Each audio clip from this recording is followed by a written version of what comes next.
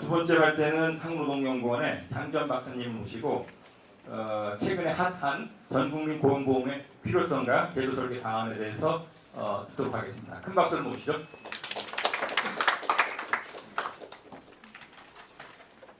안녕하세요. 노동연구원 장지연입니다. 저는 전국민 고용보험 필요성과 제도 설계 방안이라는 제목으로 발표를 드리겠습니다.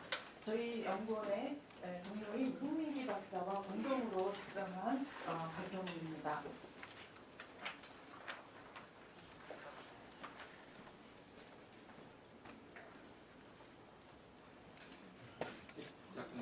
네. 오늘 제가 드리는 말씀은 어떤 고용보험 제도를 만들어 갈 것인가 하는 것에 관한 겁니다.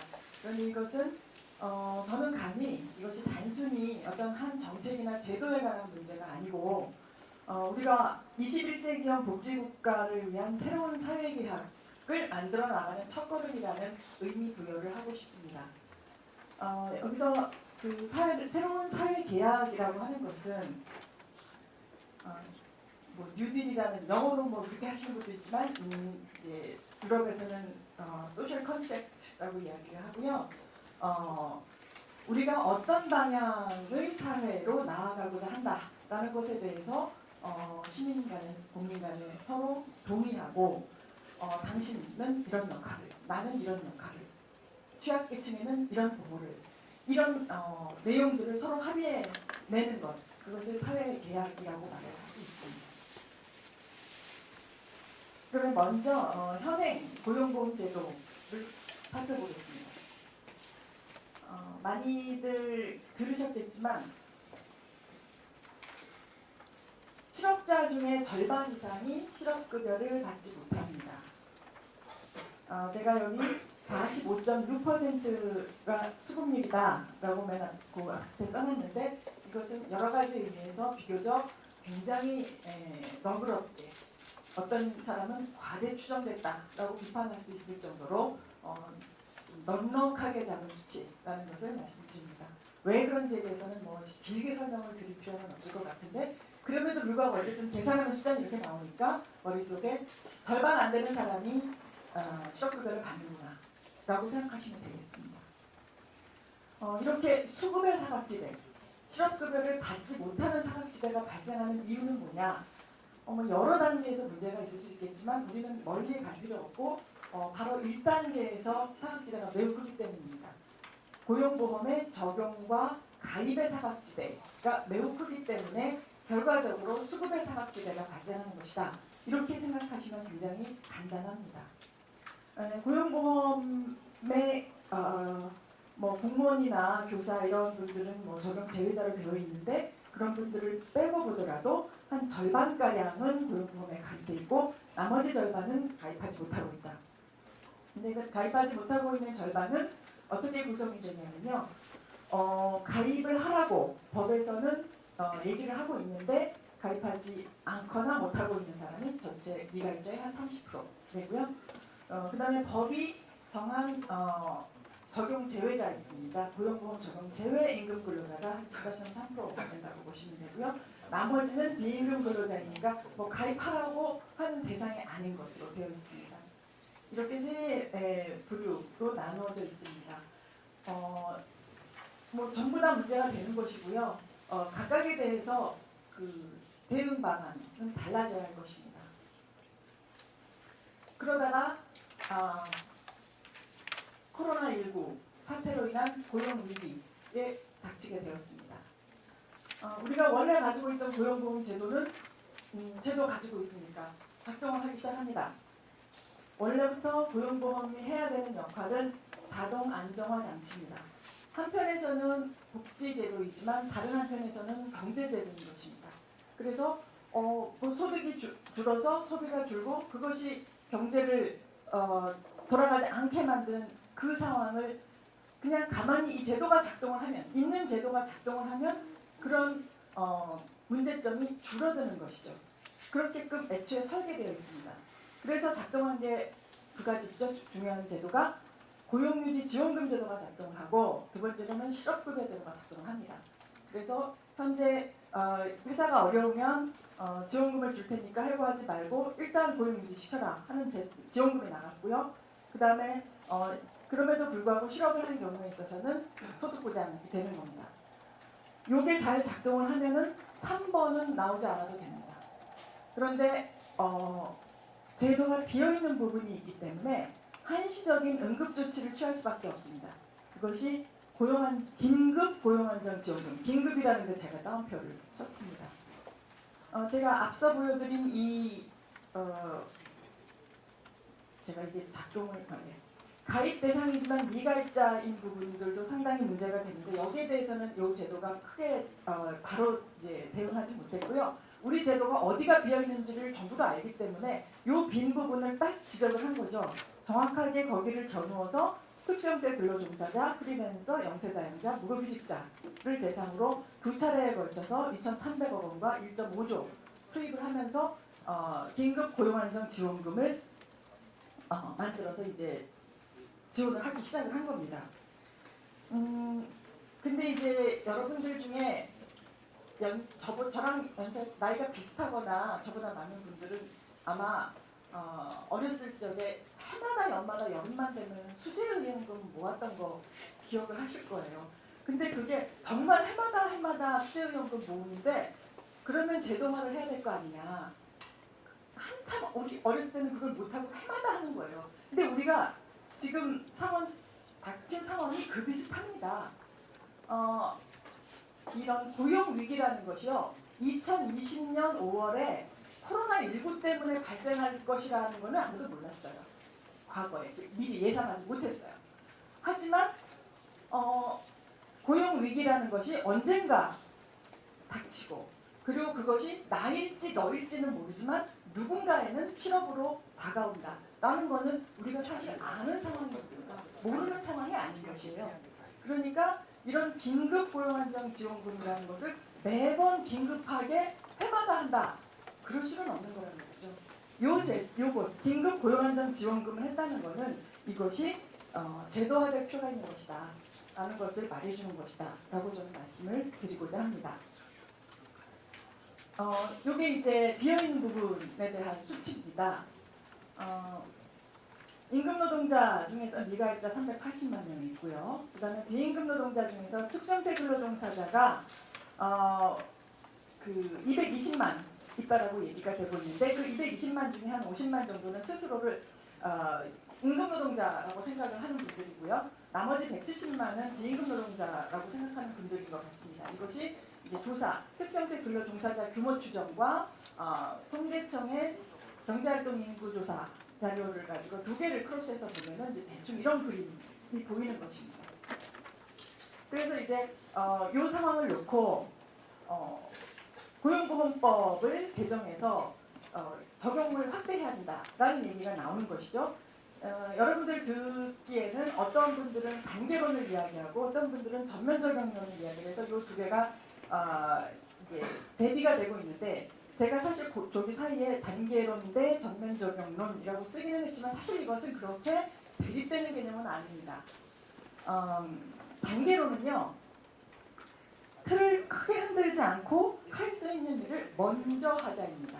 하지 말자가 아니고. 근데 이제 크게 정말 문제되는 의견은 뭐냐면은 제가 보기에 할 수 있는 일만 하자. 틀을 흔들지 않고도 할 수 있는 일만 하자. 그러면 저는 거기에 대해서 크게 반대를 할 생각이에요. 그런데 그게 아니고 우선은 급한 대로 먼저 할 수 있는 일 하고 그리고 끝까지 가자라고 이야기를 한다면 모두를 포괄할 수 있는 데까지 끝까지 가자라고 한다면 이 둘 간에 크게 의견 차이가 있는 것은 아니라고도 볼 수 있습니다. 요컨대 제가 드리는 제안은 세 판을 짜자입니다. 그래서 패러다임의 전환을 제안하는 것입니다. 왜 패러다임의 전환을 제안을 하느냐? 현행 제도가 가지고 있는 문제점은 고용주를 특정할 수 없는 노동자는 보호할 수 없습니다. 현재 제도 가지고는. 그러니까 내가 내 고용주는 이 사람입니다. 라고 해서 데리고 가서 이렇게 짝으로 같이 가지 않으면 보호하지 못합니다. 그런데 이런 그 현행 고용보험법이 가지고 있는 문제점이 점점 더 고민스러운 이유가 있습니다. 이게 한참 더 제도가 성숙하면 좋아질 문제냐? 아니라는 거죠. 현재 지금도 비임금 근로자가 전체 취업자의 25%, 4명 중에 1명은 비임금 근로자로 포착이 되고 있고요. 게다가 임금노동과 특고와 자영 간의 경계가 언제나 그렇게 분명한 것이 아닙니다.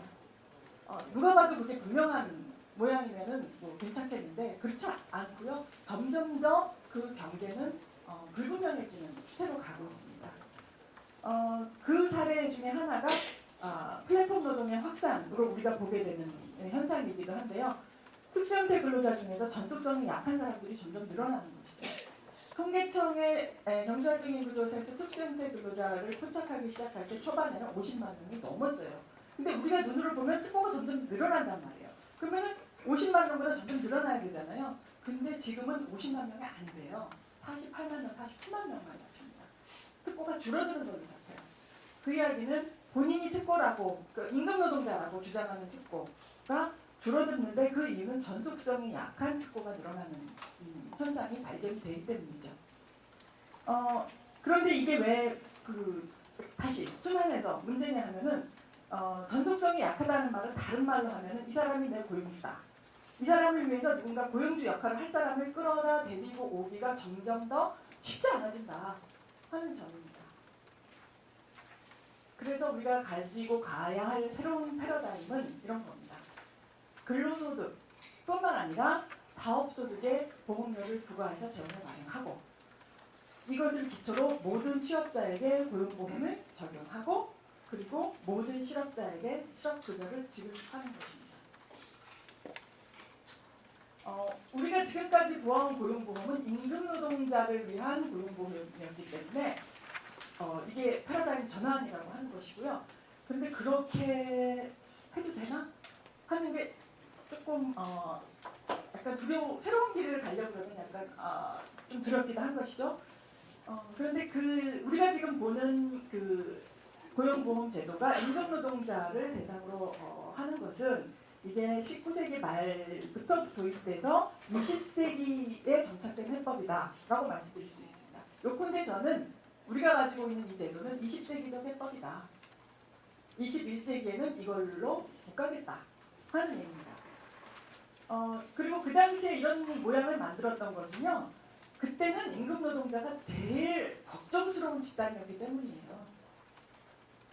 그래서 이렇게 만든 거고 이것이 바로 제도의 경로우전성 그렇게 해서 발전해온 제도라는 것이지 본질적으로 사회보험은 이래야 된다 이것밖에 못한다 이렇게 볼 필요는 없다 하는 것이고 ILO도 현재 이런 정책 방향을 제안하고 있습니다. 여기서 질문이 한 가지 나올 수 있습니다. 우리가 국민 취업지원제도라는 타이틀로 소위 한국형 실업부조제도를 통과시켰는데 근데 실업부조제도가 아니었죠. 실업부조제도로 부족한 부분을 채워나가면 되는 거 아닌가? 굳이 고용보험도 좀 흔들어야 되느냐라는 질문이 나올 수 있죠. 여기서 이 두 제도 간의 특징을 구분을 하고 생각해 보셨으면 합니다. 고용보험은 자신의 기여에 기반해서 수급권을 획득하는 제도입니다. 실업급여 받는 게 부끄럽지 않고요. 당당하고 내 권리입니다. 실업부조는 자산 조사를 해서 내가 저소득층이라는 것이 증명돼야만 받을 수 있는 그런 급여고요. 재원은 이제 조사에서 나오고요. 그래서 저는 실업부조도 반드시 필요한 제도이기는 하지만 이것이 고용보험을 점차 잠식해가는 형국이어서는 안 된다라고 말씀을 드리고자 합니다. 그리고 왜 잠식을 걱정하지? 라고 생각하시는 분도 있을 텐데 이러면서 보니까 이제 실업부조 제도를 대상을 확대하고 금액을 높이고 하다 보면 어떤 일이 벌어지냐면 실업을 했을 때 그냥 어떤 사람은 보험에서 급여를 받고 어떤 사람은 부조에서 급여를 받는데 심지어 부조에서 급여를 받는 사람이 더 많은 사람도 있어요. 그러면 어떻게 되냐면 사람들 생각에 나는 보험료를 왜 내지? 이런 생각이 들 수 있어요. 이런 식으로 쭉 가다 보면 보험제도 자체가 위협을 받는다는 겁니다.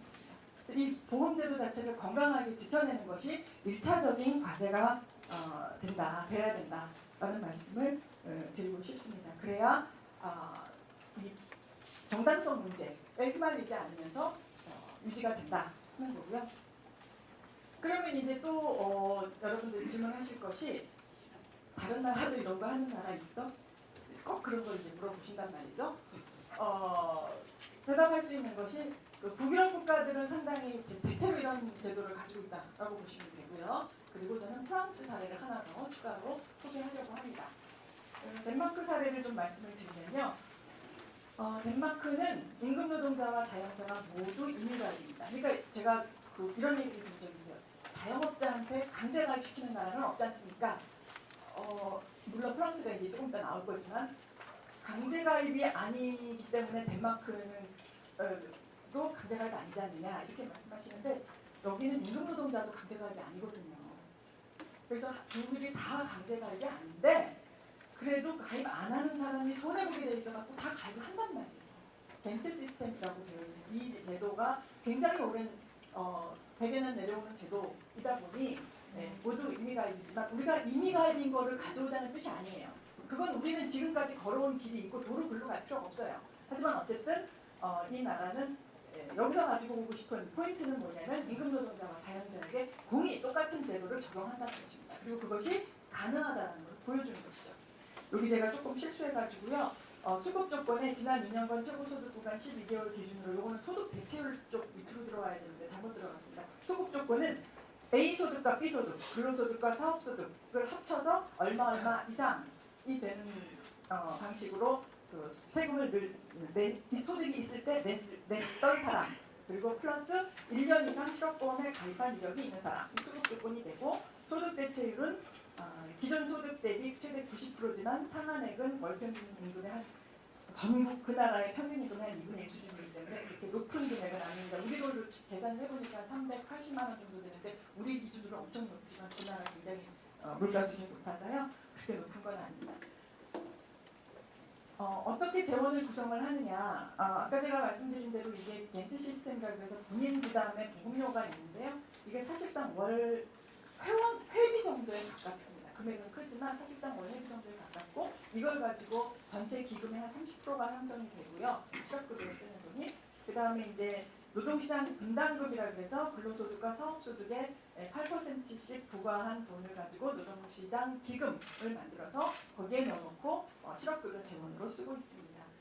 다시 한번 말씀드리자면 여기서 제가 가지고 오고 싶은 시사점은 근로소득과 사업소득에 의무적으로 부과하고 국세청이 징수해서 그것을 기금에 넣어서 쓴다 하는 것을 가지고 오고 싶다. 프랑스는 왜 제가 말씀을 드리냐면 우리가 스웨덴, 덴마크 이야기하면은 사람들이 좀 거기는 바로 안에 들어간 나라들 뭐 훌륭한 줄은 아는데 우리랑은 별 상관이 없는 나라들 이렇게들 생각을 하시는 경향이 좀 있어서 프랑스가 2018년부터 해서 실업보험 개혁을 했다. 여기는 옛날에는 우리랑 똑같은 제도, 임금 노동자를 보호하는 제도로 노동자와 고용주가 기여해서 실업급여를 지급했다. 그런데 그 제도를 최근에 자영업자에게까지 전면 확대해서 모든 취업자를 대상으로 하는 방식으로 바꿨고 그렇게 하기 위해서 임금 노동자들이 내던 그 보험료는 일반 사회 기여금이라는 방식으로 약간 내는 방식을 좀 바꿨고요. 그리고 원래 이제 일반 사회 기여금이라는 거는 임금 노동자나 자영업자나 다 내던 건데 그걸 이제 비율을 좀 올린 겁니다. 퍼센트를 올려서 1.7%포인트 인상해서 그것으로 지원을 마련했다 하는 것입니다. 근데 좀 아쉬운 거는 이 나라는 임금 노동자한테는 기존 방식대로 그대로 소득비례 실업급여를 제공하지만 자영자에는 정액급여를 줍니다. 이게 제도가 이렇게 개혁하다가 약간 끝판에 완벽한 수준까지 가지 못하고 그 전 단계까지 갔다라고 말씀을 드릴 수 있고 그 지점에 있어서는 우리도 이렇게 가자라고 드리는 말씀이 절대 아니라는 것을 다시 한번 말씀드립니다. 그래서 우리는 어떤 모양으로 할 수 있겠느냐. 소득 기반 전국민 고용보험제도라는 방식으로 갈 수 있다. 근로소득과 사업소득의 일정 비율을 부과하다. 우리 지금 근로소득의 0.8% 노동자 부과하고 있죠. 그것을 사업소득에도 0.8%에서 자영자에게 부과하고요. 그다음에 굉장히 중요한 부분인데 저는 그 사업주가 고용보험에 기여하는 방식을 바꾸자는 제안을 드리고자 합니다. 법인세와 사업소득세 방식으로 기여하자. 그러니까 지금까지는 임금노동자가 내는 거에 매칭해갖고 똑같은 액수를 실업보험 기금에 넣었습니다. 그렇게 하지 말고 이윤에 비례하는 방식으로 바꾸자. 전체 총액, 자본이 기여하는 총액은 똑같다라고 똑같이 가도 돼요. 똑같다. 근데 그것을 누가 얼마 내느냐는 그 안에 이제 달라지는 거죠. 이 내는 기여하는 방식을 바꾸면 이렇게 바꾸면 어떤 차이가 있게 되냐면 그 사람을 많이 고용하는 노동자를 많이 고용하는 기업이 조금 더 이전과 이후를 비교했을 때 조금 더 유리해지는 그런 모양이 됩니다. 그러니까 대기업과 중소기업으로 나눠보자면 아마도 중소기업이 더 유리한 상황이 될 것이고요. 같은 대기업이라고 하더라도 하이테크놀로지 기업이라고 해서 사람을 고용을 많이 안 하던 기업은 상대적으로 그전보다 더 많이 기여해야지 되는 그런 결과가 나올 수 있을 겁니다. 이 방식으로 모아서 국세청이 부가 징수하고 그것을 실업보험 기금에 인정하는 방식으로 할 수 있겠다. 그리고 피공 자격이라고 하지 않고 수급 자격이라고 해야 맞을 것 같은데 최소 소득 기준을 설정을 해서 덴마크 방식이죠. 그런 식으로 해서 누가 수급을 할 수 있는지를 정하면 되는 것이죠. 현행 제도는 최근 18개월 중 180일 보험료를 납부했어야 한다라는 것이 방식으로 되어 있는데 그게 아니라 지난 2년간 얼마 정도 이상을 벌 정도로 일을 했으면 된다라는 방식으로 갈 수 있다라는 것이죠. 마지막으로 중요한 부분이 실업 인정 부분인데요. 제가 여기 그 완전 실업만 인정하고자 할 경우에는 이직을 확인하거나 폐업을 확인하거나 혹은 소득이 0에 가깝다라는 것을 보여주면 되는 그런 겁니다. 근데 만약에 그 부분적인 소득 감소까지도 보전하는 방식으로 갈 것인가에 대해서는 쟁점이 좀 있고요. 거기에 대해서는 여러 가지 고민과 논의가 필요하리라고 생각이 됩니다. 지금까지 드린 말씀을 제가 다른 데 가서도 좀 드리는데 쟁점이 되는 건 두 가지입니다. 크게 우리가 이걸 갈 수 있느냐, 물론 뭐 가고 싶어야 하는 거예요. 온 국민이 합의해서 가자라고 한다고 할 때 그러면 우리가 해결해야 될 문제가 뭐냐? 두 가지 문제가 남는다는 겁니다. 하나는 우리가 소득 파악을 하는 역량이 있느냐, 우리 정부가. 근데 저는 제가 아니라 이제 제가 지금 홍민기 박사하고 같이 글을 썼는데 국세청 자료를 열심히 들여다보는 사람이거든요. 국세통계 기반의 총취업자를 보여드리겠습니다. 여기 보시면 현 조세 체계에서 확인되는 취업자가요 3천만 명이에요. 1년에. 이 이야기는 15세에서 75세 인구의 72%를 차지합니다. 그리고 이거 이제 근로소득 연말정산한 사람들뿐만 아니라 사업소득 신고한 사람, 일용근로자, 특거, 프리랜서, 중복을 다 제외하고 3천만 명이라는 겁니다. 그러니까 우리나라 국세청이 그 세원을 넓게 포착하고 있는 것은 대체로 이미 하고 있다. 이게 얼마나 정교할 것이냐. 굉장히 돈을 많이 버는 사람이 적게 신고한 사람도 있을 거예요. 근데 그거에 대해서는 계속해서 노력해서 이제 세원을 다 포착하려고 노력을 해야 되겠지만 넓게 포착하고 있는 거는 사실이고요. 근데 이거 좀 앞에 갈까? 네, 됐습니다. 중요한 건 뭐냐면 소득 파악의 주기를 단축할 필요가 있습니다. 최소한으로 하면은 한 달까지도 이렇게 좀 파악할 수 있는 시스템을 갖춰나가야 된다 하는 거는 필요합니다. 역량은요 능력의 문제이기 때문에 사실상 기술적인 문제예요. 이게 돈과 시간이 있으면 다 해결 가능한 문제거든요. 근데 두 번째는 제가 판단의 문제라고 했잖아요. 비임금 근로자의 실업을 판단하는 문제. 이거는 철학의 문제입니다. 이거는 어떤 생각을 가지고 갈 거냐의 문제예요. 그러니까 어떤 사람이 그 실업이냐 아니냐를 우리 비임금 노동자도 판단할 수 있어? 이런 질문을 저한테 자꾸 하시더라고요. 근데 원래 실업의 정의는 현재 소득이 없고요. 그리고 내가 구직 활동을 하는 자. 요 두 가지만 있으면 실업자예요.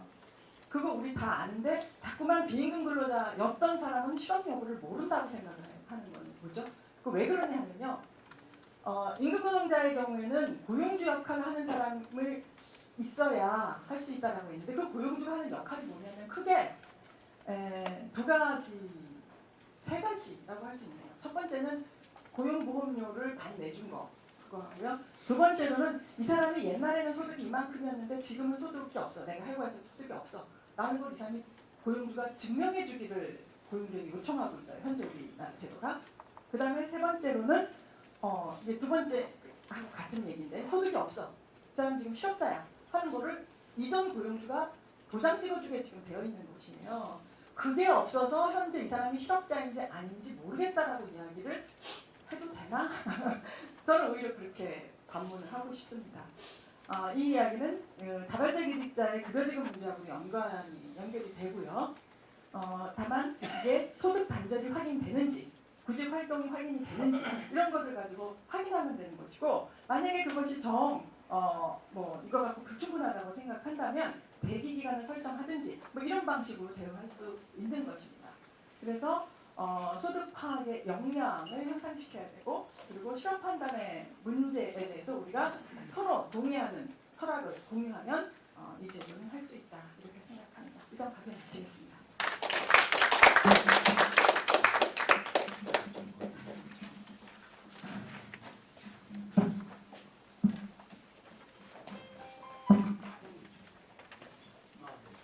예, 두 번째 발제 수고하신 장기현 박사님께 다시 한번 박수 보내드립니다. 이번 코로나19 사태를 겪으면서 무엇보다도 질병관리뿐만 아니라 그 사태로 인해서 일을 잃고 그래서 생계고난을 느끼는 분들이 지나치게 많다. 물론 장 박사님도 오늘 소개한 저희 실업안전망의 사각지대라는 게 이번 사태에서 드러난 건 아니에요. 하지만은 분명하게 드러났고 그로 인해 그 사각지대에 얼마나 많은 사람들이 고통을 받고 있는가라는 점들을 누구나가 같이 확인하면서 이제는 전 국민 고용 안전망 또는 고용보험을 만들어야 되겠다라는 데에 대해서는 아마 이견이 없을 것 같아요. 진보 보수를 떠나서 그리고 정치적이든 아니면 경제 노동이든 간에 이제 문제는 장 박사님이 잘 발표를 했듯이 그런 전 국민이 제대로 일자리를 잃었을 때 생계 문제를 해결할 수 있는 고용 안정망을 어떻게 구축할 것인가라는 걸 두고 이런 내용에 대해서 이미 현 정부의 대통령까지도 하겠다라고 분명한 의사를 밝히는데 이제 추진 방식을 둘러싸고 현실적인 단계론이냐 아니면 세 판짜기의 전면 적용론이냐 또는 그 추진 방식에 있어서 현재 있는 틀거리를 고용보험 기여 방식을 일정하게 좀 확장하는 방식으로 할 거냐 아니면 전혀 새로운 판의 소득 기반이라고 하는 새로운 원리, 새로운 패러다임으로 옮겨가야 된다라고 하는 그런 입장이 대비가 돼 있고 이미 논쟁이 되고 있을 터인데요. 그런 가운데 전면 적용과 그리고 소득 기반이라고 하는 그런 세 판짜기 어떻게 보면 전국민 고용보험제의 기수처럼 장 박사님 많이 수고하고 계시고 오늘 그러한 주장에 대해서 분명하게 발표를 잘 해주셨습니다.